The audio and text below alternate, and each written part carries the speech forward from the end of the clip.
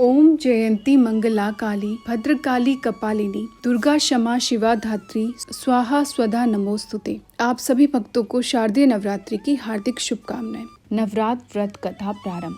बृहस्पति जी बोले, हे ब्रह्मा जी, आप अत्यंत बुद्धिमान, सर्वशास्त्र और चारों वेदों को जानने वाले में श्रेष्ठ हो। हे प्रभु, कृपा कर मेरे वचन सुनो। चैत्र, अश्विन, माघ और आषाढ़ के शुक्ल पक्ष में नवरात्र का व्रत और उत्सव क्यों किया जाता है? हे भगवान, इस व्रत का फल क्या है? किस प्रकार करना उचित है और पहले इस व्रत को किसने किया है? सो विस्तार से कहो। बृहस्पति जी का ऐसा वचन सुनकर ब्रह्मा जी कहने लगे कि हे बृहस्पति, प्राणियों का हित करने की इच्छा से तुमने बहुत अच्छा प्रश्न किया है।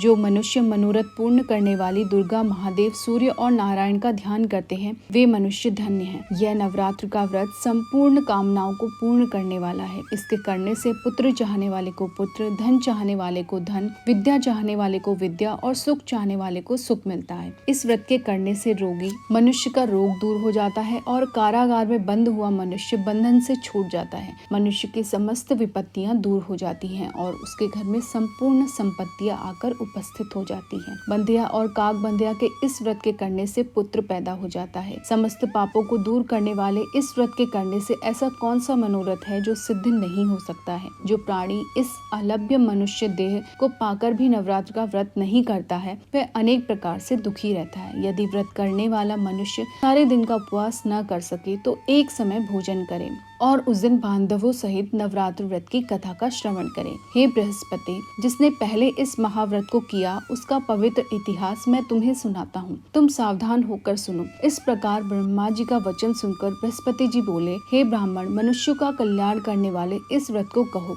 मैं सावधान होकर सुन रहा हूँ।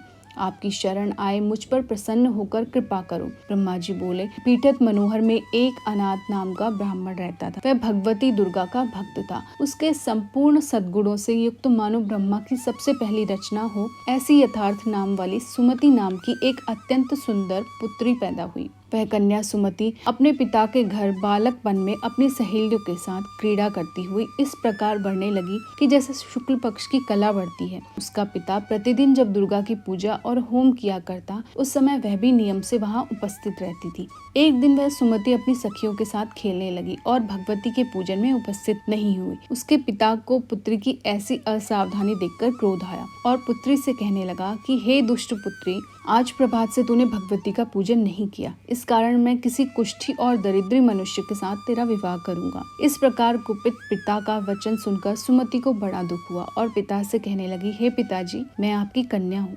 मैं सब तरह से आपके अधीन हूँ।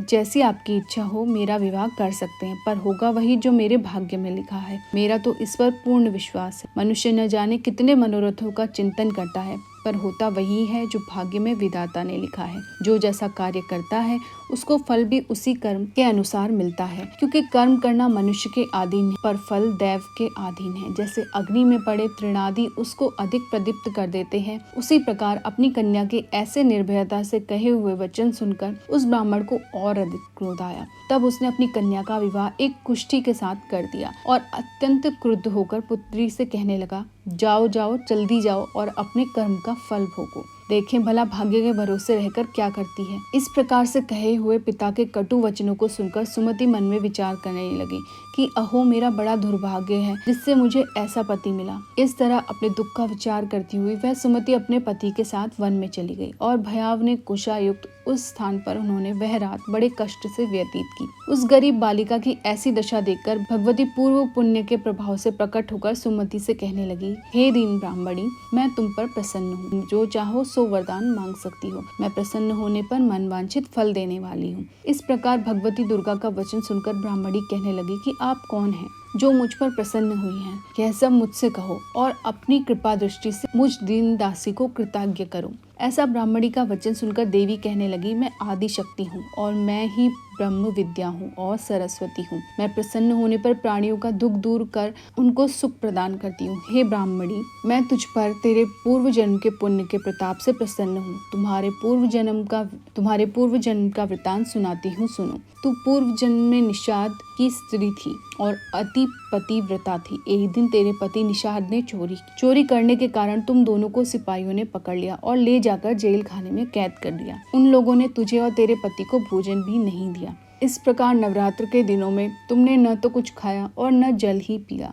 इसलिए 9 दिन तक नवरात्र का व्रत हो गया। हे ब्रह्माणी, उन दिनों में जो व्रत हुआ उस व्रत के प्रभाव से प्रसन्न होकर मैं तुम्हें मनोवांछित फल दे रही हूँ। तुम्हारी जो इच्छा हो सो मांगो। इस प्रकार दुर्गा के दिए वचन को सुनकर ब्राह्मणी बोली कि मैं आपको प्रणाम करती हूँ, कृपा कर मेरे पति के कोढ़ को दूर करो। देवी कहने लगी कि उन दिनों में जो तुमने व्रत किया उस व्रत के एक दिन का पुण्य अपने पति का कोढ़ दूर करने को अर्पण करो। मेरे प्रभाव से तेरा पति कोढ़ से रहित और सोने के समान शरीर वाला हो जाएगा। ब्रह्मा जी बोले, इस प्रकार देवी के वचन सुनकर वह ब्राह्मणी बहुत प्रसन्न हुई और पति को निरोग करने की इच्छा से ठीक है ऐसे बोली। तब उसके पति का शरीर भगवती दुर्गा की कृपा से कुष्ठहीन होकर अति कांति युक्त हो गया, जिसकी कांति के सामने चंद्रमा की कांति भी क्षीण हो जाती है। वह ब्राह्मणी पति की मनोहर देह को देखकर देवी को अति पराक्रम वाली समझकर स्तुति करने लगी। हे दुर्गे, आप दुर्गति को दूर करने वाली, तीनों जगत का संताप हरने वाली, समस्त दुखों को दूर करने वाली, रोगी मनुष्य को निरोग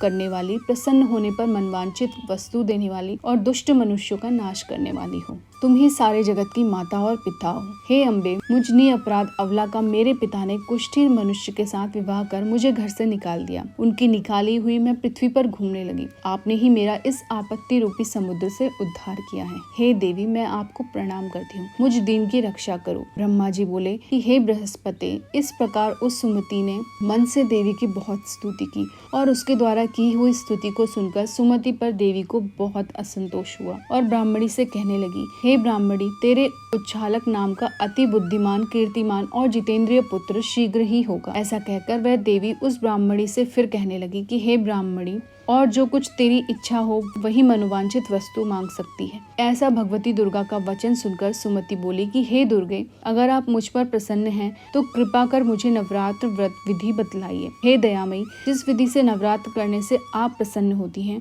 उस विधि तथा उसके फल को मुझसे विस्तार पूर्वक कहें। इस प्रकार ब्राह्मणी के कहे वचन सुनकर माँ दुर्गा कहने लगी कि हे ब्राह्मणी, मैं संपूर्ण पापों को दूर करने वाली नवरात्र व्रत की विधि बतलाती हूँ, जिसको करने से समस्त पापों से छूटकर मोक्ष की प्राप्ति हो जाती है। आश्विन मास के शुक्ल पक्ष की प्रतिपदा से लेकर 9 दिन तक विधि पूर्वक व्रत करें। यदि दिन भर का व्रत न कर सके तो एक समय भोजन करें। पढ़े लिखे ब्राह्मणों से पूछकर घट स्थापना करें और वाटिका बनाकर उसको प्रतिदिन जल से सींचें। महाकाली, महालक्ष्मी और महासरस्वती की मूर्तियां बनाकर उनको नित्य विधि सहित पूजा करें और पुष्पों से विधि पूर्वक अर्घ्य दें। बिजौरा के फूल द्वारा अर्घ्य देने से रूप की प्राप्ति होती है और जायफल से कीर्ति तथा दाग से कार्य की सिद्धि होती है। आंवले से सुख और केले से भूषण की प्राप्ति होती है। इस प्रकार फलों से अर्घ्य देकर यथाविधि हवन करें। खांड, घी, गेहूं, शहद, जौ, तिल, बेल, नारियल, दाख और कदम से हवन करें। गेहूं से होम करने से लक्ष्मी की प्राप्ति होती है। खीर तथा चंपा के पुष्पों से धन और पत्तों से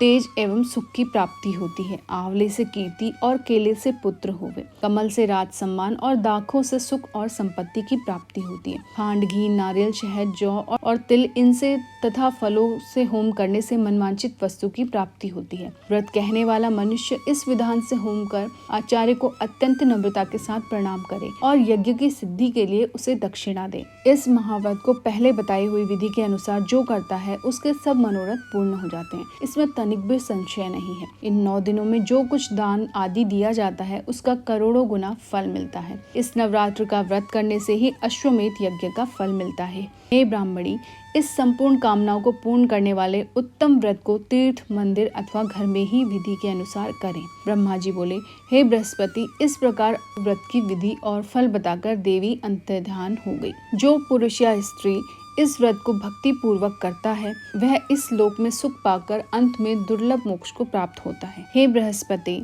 यह दुर्लभ व्रत का महात्म्य मैंने तुम्हारे लिए बतलाया है। ऐसे ब्रह्मा जी के वचन सुनकर बृहस्पति जी आनंद के कारण रोमांचित हो गए और ब्रह्मा जी से कहने लगे कि हे ब्रह्मन, आपने मुझ पर अति कृपा की जो अमृत के समान इस नवरात्र व्रत का महात्म्य सुनाया। हे प्रभु, आपके बिना कौन इस महात्म्य को सुना सकता है। ऐसे बृहस्पति जी के वचन सुनकर ब्रह्मा जी बोले, हे बृहस्पति, तुमने सब प्राणियों का हित करने वाले इस अलौकिक व्रत को पूछा, इसलिए तुम धन्य हो। यह भगवती शक्ति संपूर्ण लोकों का पालन करने वाली है। इस महादेवी के प्रभाव को कौन जान सकता है। जय मानव दुर्गे।